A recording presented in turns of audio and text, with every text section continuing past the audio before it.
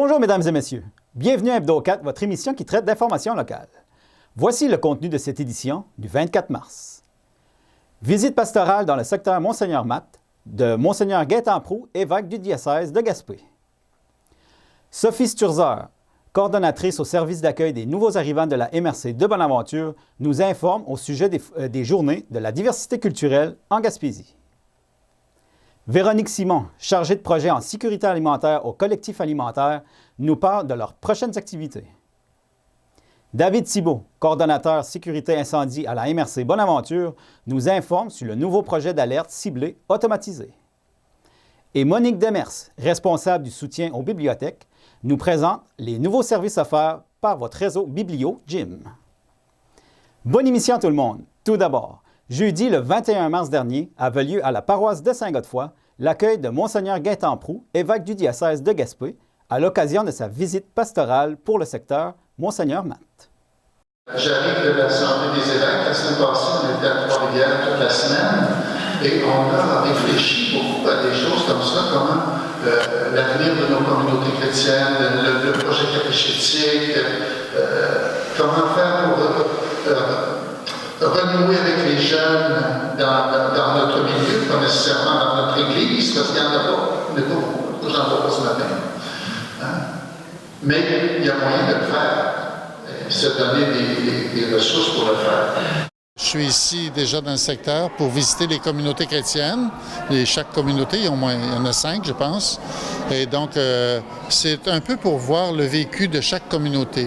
C'est quoi la vitalité qui émerge dans chacune des communautés et qui se tient le coup, qui annonce l'avenir aussi, parce qu'il peut y avoir des éléments très ouverts sur l'avenir. Et il y a peut-être aussi des aspects qui ont besoin d'être réorientés, corrigés d'une certaine façon pour envisager l'avenir. Le diocèse de Gaspé, depuis, j'allais dire, presque 1 an et demi, mettons, parce que pour ne pas exagérer, là, on a mis en route un plan pour faire en sorte que les communautés chrétiennes se regroupent, c'est-à-dire administrativement. Elles sont déjà regroupées au plan pastoral. Il y a un prêtre pour 5 églises, mettons. Et on a pensé et on est en train de réfléchir davantage pour avancer, même sur le plan administratif, pour que ces 5 communautés qui sont ici puissent, pas juste ici, mais dans tout le reste du diocèse aussi, ça va être vrai aussi, pour les autres secteurs, faire en sorte que les communautés se regroupent administrativement. Donc, une fabrique pour 5 communautés. Donc, actuellement, il y a 5 fabriques. Hein? Alors, c'est beaucoup d'administrateurs pour un secteur qui est quand même assez grand, mais quand même qui a besoin de mettre ses forces ensemble pour l'avenir. Et donc, ça n'enlève rien. Les gens pensent que ça va enlever quelque chose à leur communauté, ça n'enlève rien. Saint-Godefroy va rester Saint-Godefroy. Les autres secteurs vont garder le nom de leur église, ça ne change rien. C'est la nouvelle fabrique, ça devient une nouvelle paroisse, mais avec 5 communautés. Alors, c'est ça qu'il faut aider les gens à comprendre. On est en train d'envisager de faire une paroisse avec 5 communautés qui vont continuer d'être communautés chacune chez elles, dans le sens qu'elles doivent continuer de se rassembler, de prier, d'être vivantes pour l'avenir de leur communauté. Hein? Bon. Pour ce qui est des bâtiments, des infrastructures, la nouvelle fabrique va avoir à examiner tout ça. Mais ça, c'est pas à moi de le faire. C'est les paroissiens eux-mêmes, avec leur fabrique, qui vont examiner c'est quoi nos besoins pour l'avenir, où est-ce qu'on met nos sous actuellement. Est-ce qu'on répare des toitures? Est-ce qu'on change des fenêtres? C'est quoi qu'on fait? Est-ce qu'on ne pourrait pas engager aussi quelqu'un en pastoral de plus pour aider le pasteur, pour rendre service et pour accompagner les jeunes? En tout cas, j'ai parlé de ça aussi tout à l'heure, d'aller sur les terrains où sont les jeunes. Et ça, c'est une dynamique qu'il va falloir prendre ensemble comme Église. Alors ça, au cours de cette visite que je fais, là, on va aborder toutes ces questions-là avec les gens. Hein, on ne fait pas de cachette, là. On avance avec des idées, on leur propose, on va questionner, ils vont nous questionner, on va répondre, ils vont nous questionner à nouveau, on va répondre à nouveau, mais c'est un dialogue, c'est un dialogue. Alors, c'est ça qu'on veut faire durant ces jours-ci. Voilà. Merci beaucoup. Ça fait plaisir. Du 23 au 31 mars aura lieu les Journées de la diversité culturelle en Gaspésie. Sophie Sturzer, coordonnatrice au service d'accueil des nouveaux arrivants de la MRC Bonaventure, nous informe à ce sujet. Bonjour Sophie. Bonjour. Pour commencer, pouvez-vous nous expliquer, c'est quoi, en gros, le service d'accueil des nouveaux arrivants de la MRC Bonaventure? Dans le fond, le service d'accueil a été conçu pour aider les personnes qui arrivent de l'extérieur pour s'établir dans notre MRC. Ça s'adresse principalement aux personnes immigrantes de tous les âges et aussi aux personnes qui ont plus de 35 ans de toutes les origines, donc les Québécois d'ailleurs au Québec, les Canadiens d'autres provinces, personnes d'autres pays. À noter aussi que ce service-là existe pas seulement dans la MRC Bonaventure, mais dans les 5 MRC de la Gaspésie. OK. C'est quoi au juste les services que vous offrez? C'est vraiment un accompagnement individuel. Donc, selon les besoins de la personne, on peut aider à trouver un logement, trouver des places de garderie pour les enfants. Ça peut être aussi un accompagnement pour la recherche d'emploi. Des fois, c'est l'emploi aussi des conjointes quelqu'un du couple trouve un emploi puis on aide à trouver un emploi pour la personne qui l'accompagne. C'est aussi des informations générales sur la région. Puis, une fois que les personnes sont arrivées, on continue les suivis, puis on offre des activités qui vont leur permettre de rencontrer d'autres personnes, de se créer un réseau social plus rapidement, de découvrir les activités à faire dans la MRC. Puis, vu qu'une partie des personnes qu'on accompagne sont des personnes immigrantes originaires d'ailleurs, dans le monde, on a aussi un volet interculturel, donc on organise des activités qui vont permettre de rencontrer des personnes de différents pays. OK. Puis là, prochainement, du 23 au 31 mars, ça va être les Journées de la diversité culturelle en Gaspésie. Pouvez-vous nous en parler un peu? Oui, mais justement, c'est comme notre grande période dans l'année où on organise plusieurs activités. Ces journées-là, c'est la 7e année qu'on les organise et ils vont avoir lieu du 23 au 31 mars cette année. C'est vraiment pour mettre en valeur toute la richesse culturelle qu'on a en Gaspésie. Finalement, on a fait comme un décompte des nationalités différentes en Gaspésie, puis on en est arrivé à presque une soixantaine. C'est quand même une diversité incroyable, puis à peu près 2200 personnes immigrantes en Gaspésie, selon les statistiques. Ça, c'est un décompte qu'on a fait personnellement.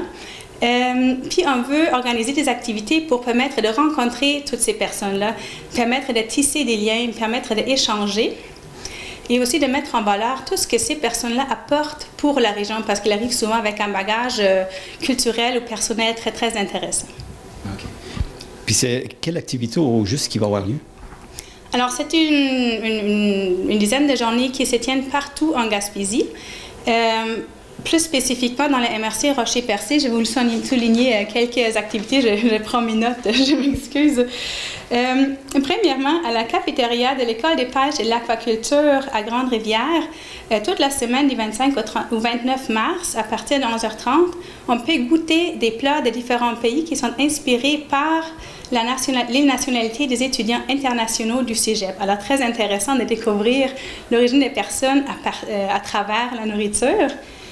Puis, il y aura aussi une loteria mexicaine. C'est comme un jeu de bingo très populaire au Mexique qu'on peut découvrir le samedi 30 mars à 17h en formule 5 à 7 au pub Pit Caribou à Percé.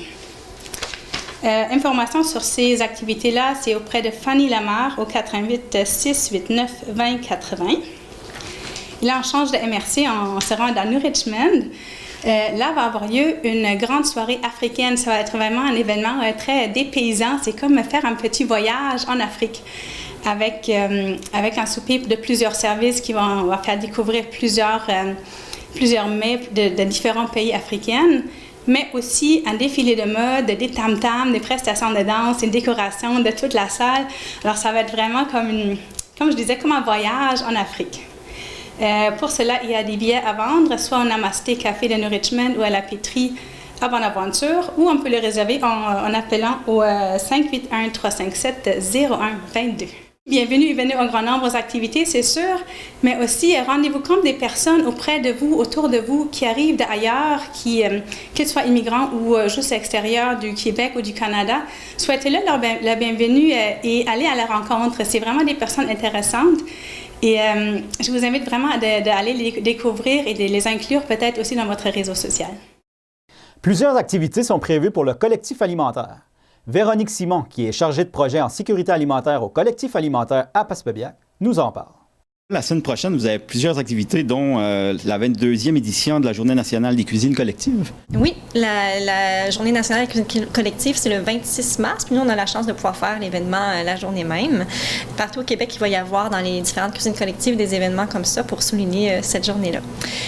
Nous, pour la journée, on a 3 phases, disons.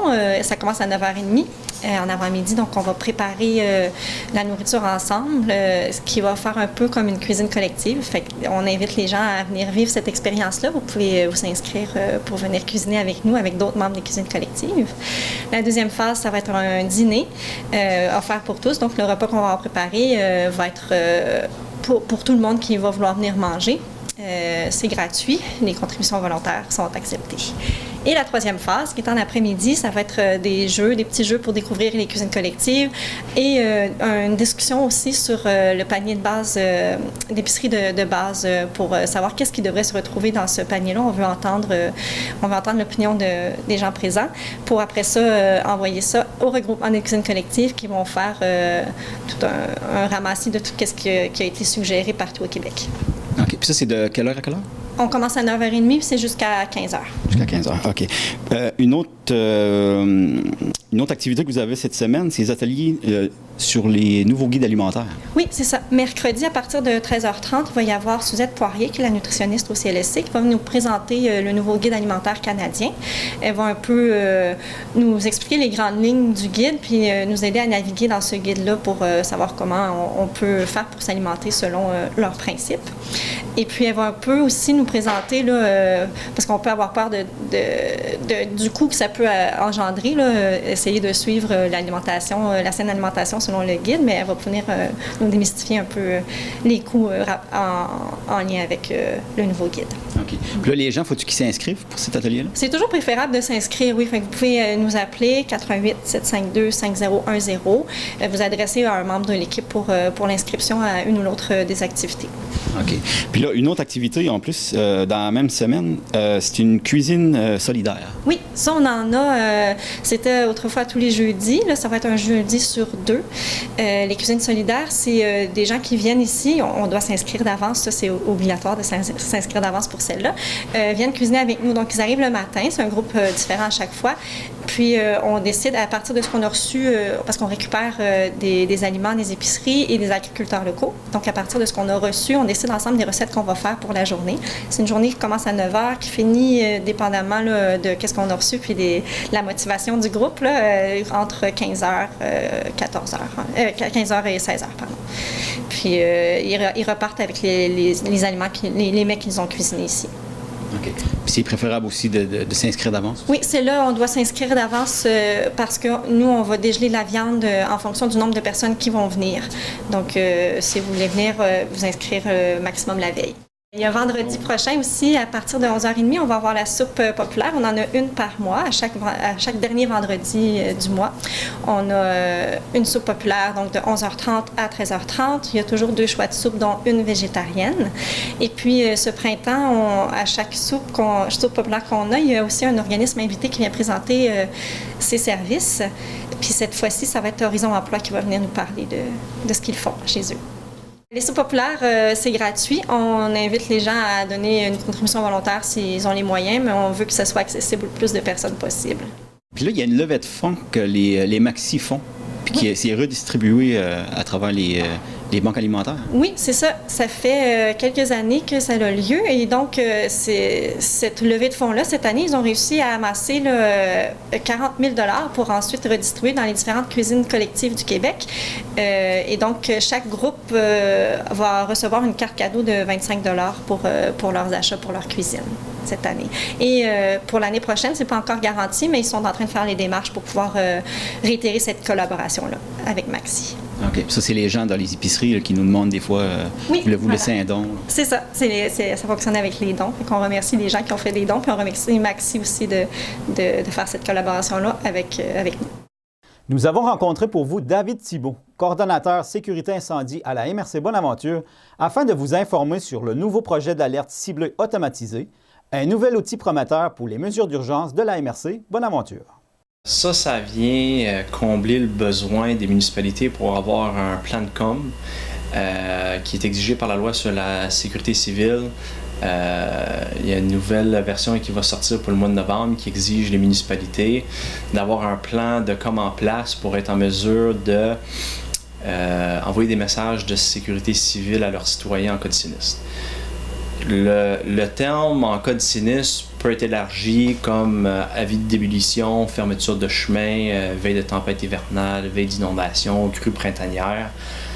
Donc, les municipalités, avec ce genre de système-là, vont être en mesure de vraiment cibler une population, soit par rue, par propriétaire, par endroit géographique sur une carte. Puis, ils vont être en mesure de vraiment envoyer le message spécifique à ces gens-là pour la problématique qui est en cours. Le système il est très flexible, dans le sens que on est en mesure d'envoyer 3 types d'alertes, soit par SMS, par email ou par une ligne dure. Si jamais la ligne dure ne répond pas, il y a une capacité dans le système pour être en mesure de laisser un message. Puis, si jamais on peut aussi choisir, si jamais le message ne passe pas, de rappeler aux demi-heures. Puis on peut mettre la fréquence de rappel qu'on veut. Puis aussi, le système il donne un live feedback qui dit le nombre de personnes qui ont reçu le message. Fait que si on envoie 1000 SMS, le système va te dire, bon, il y a 995 personnes qui ont reçu le SMS, voici les 5 qui ne l'ont pas eu. Parce qu'ils sont en forêt, le cellulaire est fermé, la batterie est à terre, ou peu importe. Fait que c'est ça. Puis, la manière que ça fonctionne, c'est que la municipalité, via leur site web, va avoir un portail qui va être instauré. Les citoyens vont aller s'inscrire sur ce portail-là et ils vont choisir la méthode de com qu'ils veulent recevoir le message. Et en plus, il va avoir des priorités d'appel. Fait que les municipalités vont être en mesure de décortiquer le type d'alerte qu'ils vont envoyer. Donc, la première, ça va tout le temps être sécurité civile. Donc, avis d'ébullition, puis tout ça, ce qu'on vient de dire tantôt. Puis après ça, on peut avoir des messages d'intérêt public. Donc, exemple, une municipalité, il y a des arénas ou des piscines, sont en mesure de mettre un profil de ça, puis les gens ils cliquent dessus pour dire moi je veux recevoir les messages par l'aréna puis la piscine. Si jamais il y a un bris ou une fermeture spontanée, ben le directeur des loisirs sera en mesure d'embarquer sur le portail puis envoyer un message pour dire l'aréna est fermée pour les 3 prochains jours pour bris mécanique. Fait qu'au lieu d'appeler les parents un par un ou envoyer des messages Facebook qui ne sont pas nécessairement ciblés à cette population-là, ben c'est directement dans les poches des gens via SMS ou sur une ligne dure chez eux. C'est le même principe aussi, une municipalité serait capable de pousser le système un petit peu plus, puis aller faire les messages de compostage, recyclage et poubelle. Donc en hiver, comme l'hiver qu'on vient d'avoir, il y a eu beaucoup de tempêtes. Donc là, le recyclage est prévu pour le mercredi. Là, les citoyens se demandent est-ce que je mets mon bac ou je le mets pas, est-ce qu'ils vont passer, est-ce qu'ils vont pas passer. Ce qui arrive souvent, c'est qu'ils vont les mettre, il y a une tempête, ils ventent énormément, les bacs tombent sur le côté, puis il y a des vidanges partout. Tandis que là, la municipalité sera en mesure, s'ils savent, évidemment, des gars de recyclage, pour dire, regarde, c'est cancellé pour aujourd'hui, ça va aller à la semaine prochaine ou le lendemain. Fait que ça évite des problématiques de même. Ça peut être la même chose pour ramasser les feuilles, ramasser les branches, ramasser les arbres de Noël. Si jamais il y a un bris mécanique sur le véhicule en tant que tel pour les poubelles, ils vont juste appeler à l'hôtel de ville pour dire, regarde, mon véhicule est brisé. Donc, la collecte pour la municipalité est cancellée pour aujourd'hui, je vais vous envoyer un autre véhicule demain. Bien, directement, en 30 secondes, c'est fait sur le portail et on l'envoie. Fait que c'est un système qui est très flexible. À la base, c'est pour la sécurité civile. Les municipalités sont en mesure de dire, regarde, nous autres, on reste à ça, puis c'est tout. Ou ils peuvent l'ouvrir puis l'utiliser à son plein potentiel. Ça dépend vraiment de l'utilisateur, puis c'est qui va fournir le système pour voir comment ils vont l'utiliser. OK. Puis là, les gens vont pouvoir s'inscrire, mais il y a toute la possibilité de changer ses choix par la suite. Exactement. Donc, en cours de route, exemple, une personne, on choisit, moi je veux le SMS, le email puis la ligne dure. Puis finalement, quand il y a eu une fermeture de chemin ou une tempête, ben, il se fait inonder de messages, mais il dit, garde, finalement, moi, je veux juste le SMS. Ça, c'est en temps réel. Tu rentres dans le système sur ton portail avec ton email et ton mot de passe. Puis tu dis, garde, moi, je veux juste SMS. Puis si jamais on n'a plus de cellulaire puis on vient sur une ligne dure, ben, on clique juste ligne dure. Fait que c'est la même chose pour les profils. Au début, les gens vont s'inscrire juste sécurité civile. Dans une couple d'années, ils ont des enfants qui vont à l'Arena. Ben, ils vont choisir, moi, je veux les informations pour l'Arena. Fait que les updates sont live. Ça, c'est juste pour le secteur de la MRC Bonaventure? Bon, en fait, nous autres, le projet, c'est pour la MRC de Bonaventure. Lors du conseil des maires qu'on avait eu il y a 2 semaines de ça, j'ai présenté le principe au maire. Puis toutes les municipalités ont passé une résolution qui dit OK, c'est bon, on va se mettre en commun pour cette action-là. On va étudier le marché pour voir les produits qui existent, puis aller sortir des offres de services puis des prix finaux. Puis on est rendu là dans l'étude de voir quel système qu'on va choisir selon les modalités d'utilisation, puis évidemment le prix. Fait qu'on est rendu là dans le projet. OK. Puis y a-t-il une date déjà qui est prévue? Idéalement, si tout va bien, ça va être instauré cet été. OK. Ouais. Monique Demers, responsable du soutien aux bibliothèques, nous présente les nouveaux services offerts par votre réseau BiblioGym, facilitant l'accès à vos ressources numériques et à la gestion de votre dossier d'abonnés. Pouvez-vous nous expliquer en premier lieu, c'est quoi le réseau BiblioGym?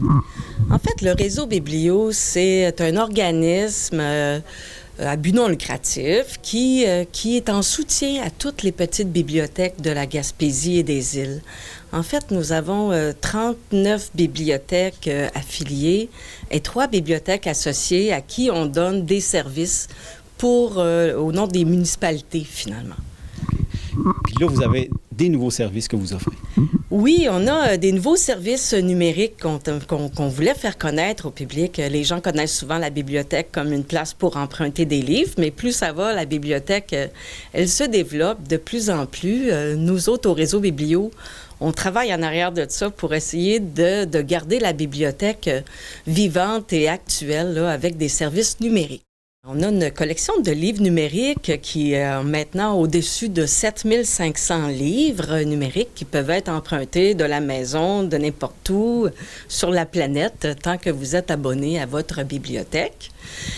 Dans ces 7500 livres numériques se cachent aussi quelques bonnes revues culturelles comme le magazine Gaspésie, d'autres revues d'art, de musique, de cinéma, de littérature.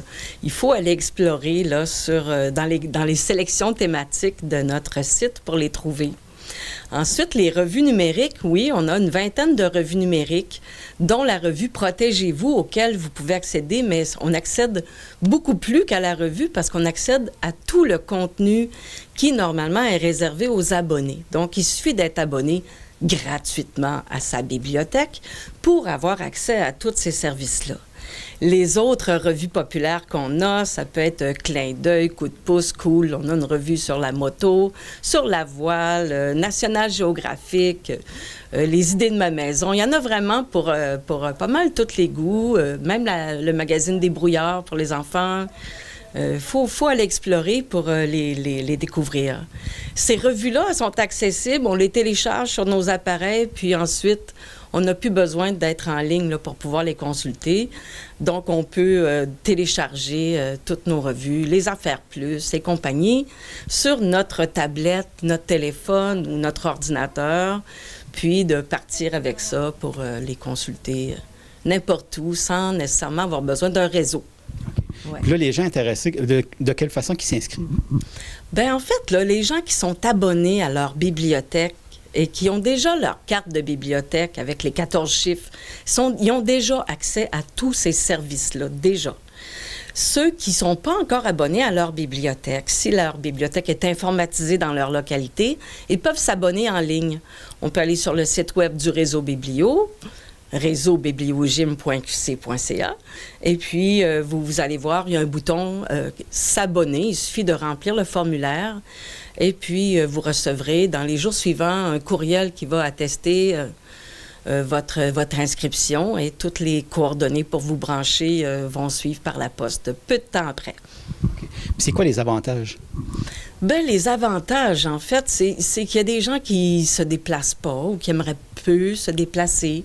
Il y a des gens qui partent en voyage, puis qui aimeraient partir, mettons, avec une bonne réserve de livres, mais là, ils n'ont même pas besoin d'apporter une réserve de livres puisque, à distance, ils peuvent tous faire leurs emprunts de livres numériques. C'est ça, c'est de la portabilité, on va dire. Hein? C'est accessible sans bouger de chez soi, 24 heures sur 24, 7 jours sur 7, à peu près n'importe où tu seras sur la planète, à la condition d'avoir un réseau là, pour pouvoir emprunter. Puis là, comment ça fonctionne pour les... mettons, si tu empruntes un livre pour une semaine, à la fin de la semaine, comment ça fonctionne? En fait, pour le prêt de livres numériques, vous avez droit à 3 prêts, 3 livres en même temps, 3 livres ou revues là, selon ce que vous aurez choisi sur prêt numérique. Et puis, un prêt, ça dure 3 semaines. Donc, au bout de 3 semaines, c'est juste que le document devient inaccessible. Il y a comme comment on appelle ça, dont je me souviens plus... Ils sont comme barrés, ces livres-là, pour empêcher de les copier, puis pour empêcher qu'ils soient utilisés là, au détriment des auteurs là, qui les ont créés. Donc, c'est ça. Au bout de 3 semaines, si vous n'avez pas rapporté le livre avant, parce qu'il y a moyen de le retourner avec votre tablette ou votre téléphone ou votre ordinateur ou votre liseuse, il y a moyen de le retourner, mais s'il n'est pas retourné, il devient tout simplement inaccessible. Si le document que vous voulez lire est déjà emprunté, bien, vous pouvez le réserver et à ce moment-là, on vous envoie un courriel dès que le livre est disponible. Il vous reste ensuite tout simplement à le télécharger dans votre appareil. Pour ceux qui sont déjà abonnés à leur bibliothèque puis qui ne se souviennent pas de leur NIP pour pouvoir accéder à nos ressources numériques ou nos services à distance, eh bien, vous pouvez maintenant trouver sur tout le site, à toutes les places où le NIP est requis, un petit lien qui vous permet de nous le demander en remplissant un tout petit formulaire de 3-4 informations et puis on vous retourne votre NIP par courriel. Ensuite, est-ce qu'il y avait autre chose? Ah oui, nous avons un autre service aussi. Ça, c'est plus pour les utilisateurs des bibliothèques et de l'emprunt de livres papier. C'est que maintenant, si vous donnez votre adresse courriel à votre bibliothèque, on vous envoie automatiquement, 3 jours avant l'échéance d'un prêt, un rappel de courtoisie qui vous dit, c'est juste un petit rappel pour vous dire que vos livres seront échus bientôt, pour vous aider, dans le fond, à vous rappeler de votre date de retour. Et peut-être vous éviter des frais de retard. Puis en fait, c'est pour favoriser la meilleure circulation des livres. On sait qu'il y a des livres qui sont très populaires et très en demande. Donc, plus vite il revient à la bibliothèque, plus vite il est emprunté par quelqu'un d'autre. Puis c'est toujours possible pour la personne qui l'a emprunté de continuer à l'utiliser, de le renouveler. Ouais. En fait, oui et non, ça dépend. Oui, on peut toujours renouveler et même on peut renouveler à distance si on est dans une bibliothèque informatisée. Tout ça, c'est possible selon les possibilités de la bibliothèque. Vous avez le droit de renouveler une fois à distance si le livre n'est pas déjà réservé par quelqu'un d'autre. Ou si ce n'est pas un livre de prêt en bibliothèque ou une demande spéciale, ces livres-là, on ne peut pas les renouveler. Mais le prêt est un peu plus long, ça fait que ça donne une chance là, de se rendre au bout de nos lectures. Les bibliothèques, c'est là, c'est gratuit, c'est à votre portée. Il y a des choses pour tout le monde, même pour les petits-enfants qui ne savent pas lire. Donnez le goût de lire à vos enfants, ça va les aider à aller plus loin dans la vie, à réussir mieux à l'école. Et puis, ben c'est ça. Je vous souhaite juste de profiter de ces belles ressources gratuites à la portée de votre main. Et voilà, mesdames et messieurs, ce qui complète l'édition de votre émission Hebdo 4 du 24 mars. Merci beaucoup d'avoir été avec nous et à la prochaine.